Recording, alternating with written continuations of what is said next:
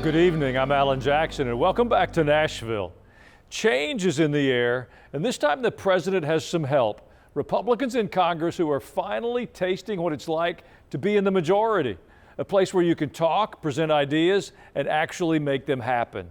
There's so many issues and so many problems that need attention, and the House and the Senate Republicans are ready to help make the changes that voters asked for last November. The open border has been a big problem across the country, and some Democrats and city mayors still think they have better ideas, such as the sanctuary cities for illegal migrants.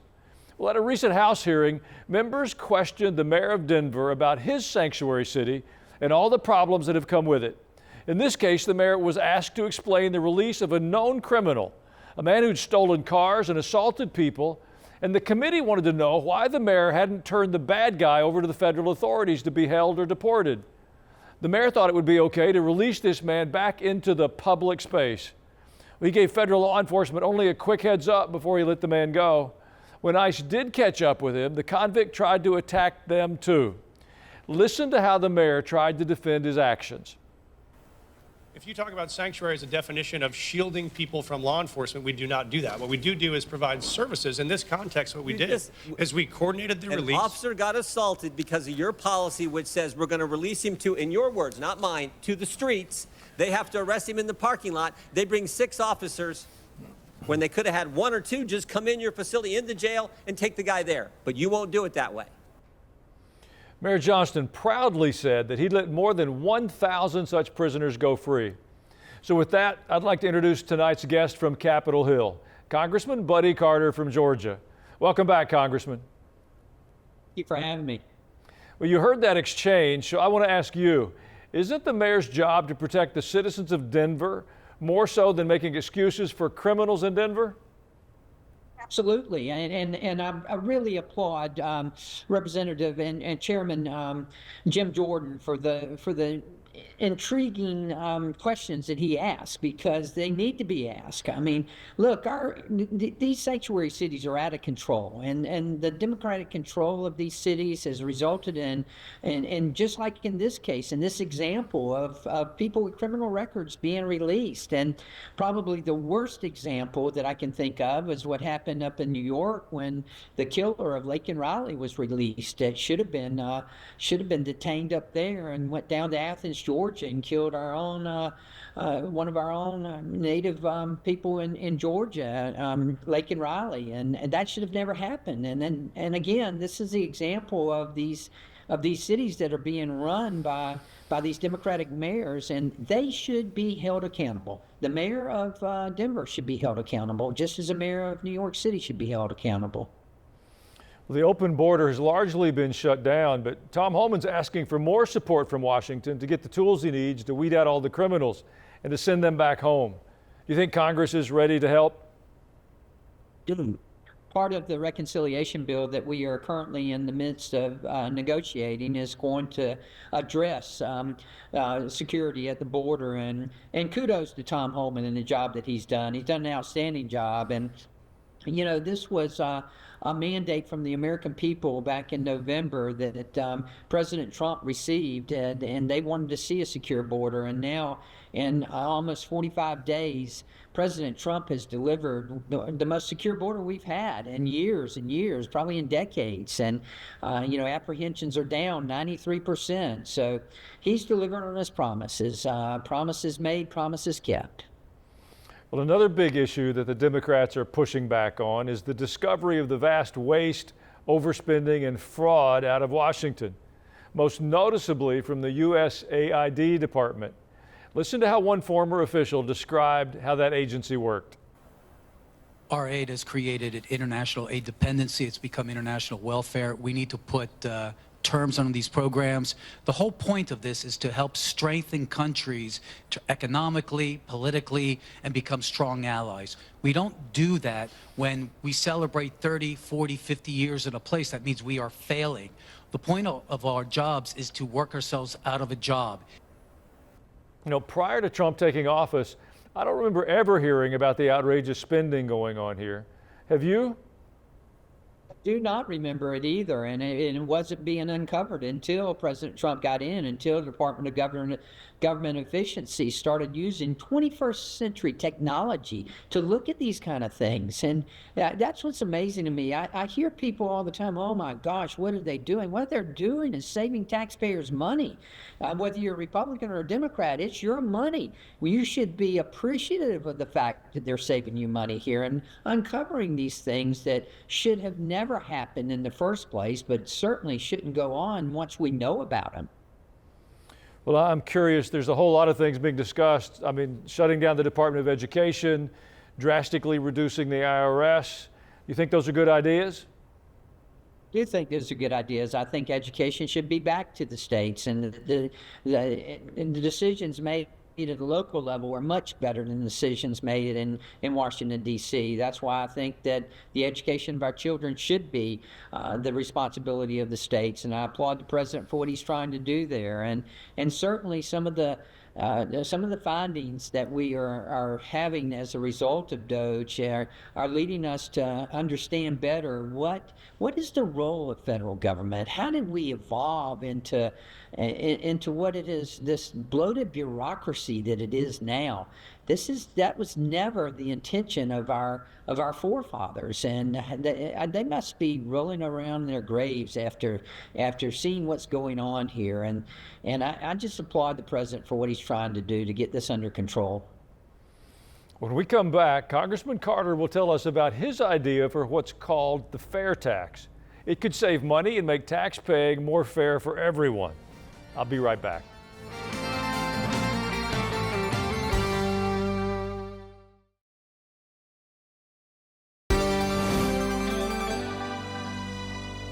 We're back now with Georgia Republican Buddy Carter.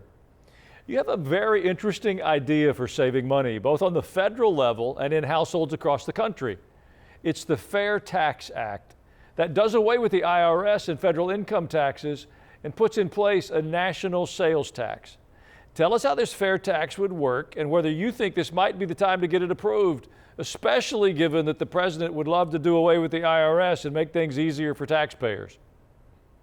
Absolutely, you're spot on. Now is the time. Yes, the fair tax has been around for a while. In fact, it was introduced by former Congressman John Linder, and then his chief of staff, Rob Woodall, took it up. And when Rob left, he asked me if I would, and I was delighted to do it. Look, nobody likes paying taxes. I mean, let's face it, they don't. However, given the choice between paying an income tax, paying a property tax, or paying a death tax, people would prefer a consumption tax where they're in control, where you can decide how much you want to pay in taxes, where not an unelected armed bureaucrat making the decision and with the IRS, but instead you're in control. If you make $50,000 a year, you're going to take home $50,000 a year. Now, where do we get the money that we need? And we do need money to fund our government. It is in the form of a consumption tax, the sales tax that people pay. You pay a sales tax now, probably in your state. A lot of people do, but this would be a 23% sales tax, national sales tax. No more income tax, none of that stuff. Only the consumption tax, the sales tax. And that revenue would be used for the federal government. Now, everybody says, well, this favors the rich. Well, I disagree with that. Let's take an example of buying a boat. If you want to buy a boat, a rich person is going to buy a yacht, and the taxes on a yacht, they're going to be high. I'm going to buy a John boat, and they're not going to be that high. Now, if you don't want to pay the taxes, don't buy the boat. That's all there is to it. What about the bare essentials? Yes, there are bare essentials that everybody needs. That's why we send a prebate out to everyone to cover those bare essentials so that no one suffers from this and everyone is treated the same. What does it do to the IRS? It eliminates the IRS. There's no need for the IRS. The president has suggested that we take those 80,000 people who were hired by the previous administration and send them to the border. I would submit to you, Mr. President, we can send all of the IRS people to the border because we won't need the IRS anymore if we have the fair tax. Well, I'd like to get your opinion on a recent Supreme Court ruling. They put a freeze on President Trump's plan to cut as much as $2 billion in foreign aid through the now well-known U.S. Agency for International Development. Mr. Trump froze the payment on his first day in office. And right after that, court cases were brought to try to stop him from cutting money that was already approved. Let me ask you whether you believe the president can actually be stopped from saving taxpayers as much as $2 billion on some very questionable aid. There's no question it is questionable aid. That I think is pretty obvious. I would submit to you that I believe the president does have that power, and I believe the Supreme Court got this wrong. I'm respectful of the differences in the different branches of government, and the judicial branch, legislative branch, the executive branch, but at the same time, I feel like the judicial branch got this one wrong, and they're not perfect, and they don't get it right every time. Neither do we in Congress, neither does the president. But at the same time, I do believe it's the responsibility of the president. He has a responsibility when he sees that money is not being used the way that it was intended to be, that it's a wastefulness, that he should have the ability to stop that. And I think he should have been given that right in this situation. Well, here's another big issue out for discussion now. Congressman Chip Roy is suggesting that the Inflation Reduction Act should be repealed. One reason he's doing so is an analysis that shows that because of the way the act works, Chinese companies could use the bill to get more than $125 billion in taxpayer-funded credits by building factories in the United States. That seems to have nothing to do with taming inflation, as the Biden administration claimed it would. Does Congressman Roy have a good case here? I think he has a case that needs to be looked into. There's no question about that. And thank you for mentioning that it was called the Inflation Reduction Act. It was anything but. I mean, talk about a misnomer. That was a misnomer. I thought it was the Inflation Increase Act, and it did. It result in higher inflation. But, look, Chip Roy is a budget hawk. He looks at these things. He studies these things. And I pay attention when he brings these things up, and I think all of us should. And certainly he brings up a valid point here. These are the type of loopholes that we need to close. And look, we all want to stabilize our supply chain. We all want to have domestic manufacturing. But if this money is going to one of our adversaries, especially to China, it needs to be stopped. There's no question about that. Well, there's an interesting poll from Scott Rasmussen that suggests another way to begin to get back some of the $2 trillion in overspending in D.C. The poll says that voters still want more federal belt tightening, and that 53% support a 1% annual payroll cut at every federal agency. 1% would hardly get noticed, but over 10 years, that would save $1.9 trillion. What do you think of that idea? It's a great idea. Look, with all due respect to my staff and those on the federal payroll, look, I appreciate what DOGE is doing. I appreciate the suggestion here of how we can save money. But the truth is that if we don't stop this non-discretionary spending, such as Social Security, Medicaid, and Medicare, we're never going to get this under control. Those programs need to be saved. They need to be solidified. They need to be stabilized. And right now, we're writing blank checks to those programs, and they are going up in cost every year. We've got to get them under control, and we can do that. We can do that. We can fix Social Security without impacting anyone who's currently getting or who's going to be getting in the near future. We can fix Medicaid and Medicare without putting anybody out off the rolls or without causing a lot of problems. But we need to do that in addition to the other things that are being suggested here by DOGE and by the administration. Well, Congressman, one final question. Have you talked to the president yet, or maybe his staff, about your fair tax proposal?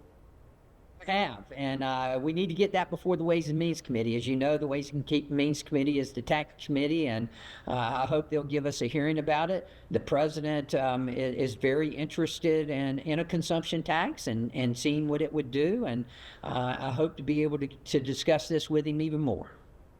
Well, Congressman Carter, thank you for your time today. It's going to be a very busy year for you. We'd love to have you back again as things progress. Thank you. Well, in a moment, some thoughts of my own on the challenges ahead.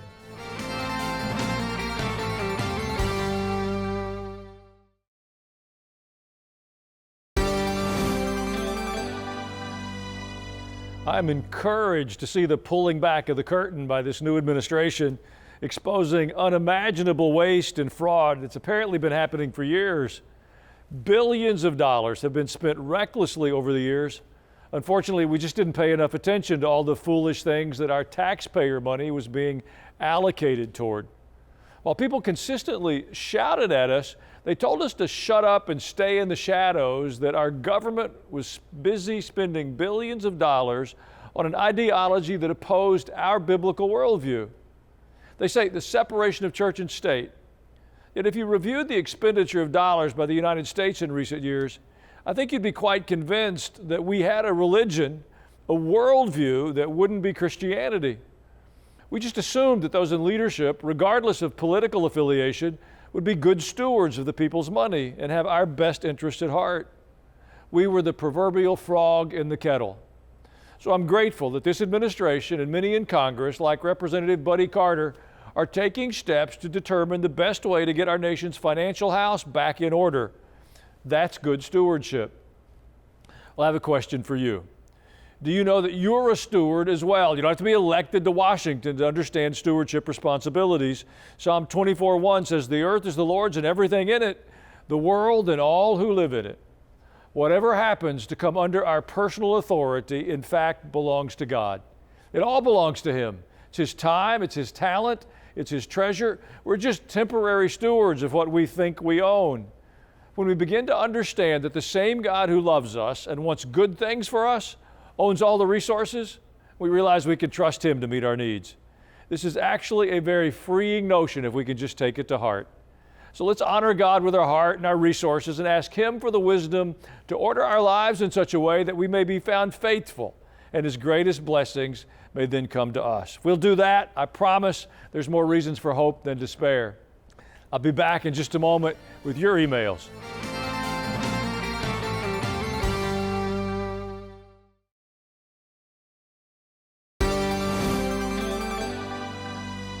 Thank you for your emails. Your thoughts and your perspectives are a highlight of each program.